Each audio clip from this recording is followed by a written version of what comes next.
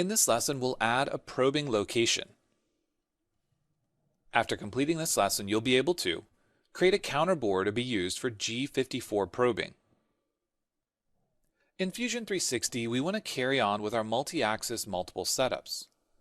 At this point, we've created our soft jaw geometry, but we want to add one more reference to the front soft jaw. So I'm going to activate it, and I'm going to begin a new sketch on the top face. What we're looking to do is create a reference point that a probe can be used to set the coordinate system location.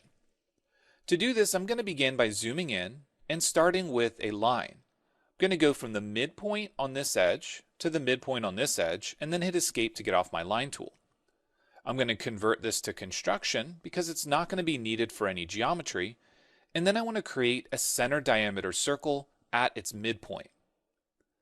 This circle is going to be a 1/2 inch diameter, and then we can finish the sketch.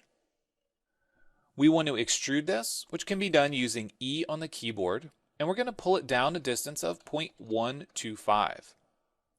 What we've done is we've added that G54 probing location, which means that when we're setting up our operations, we can first begin by setting up a probe operation that will allow us to set other coordinate systems such as G55 on a Haas mill.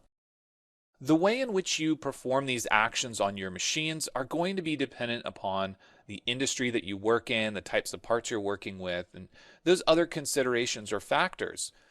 What we're doing here is we're making sure that we understand some of the available options that we have anytime we're working in not only multi-axes, but whenever we're working with any CAM parts. The coordinate system location we've already talked about in other examples, but again, it is going to be important that you use some sort of normalcy when you're setting these up for your parts, whether it's off a base point on a fixture or the center position on whichever clamping system you're using, or if you have a reference on your soft jaw or your part itself. So what I want to do here at this point is simply save this so we can move on to the next lesson.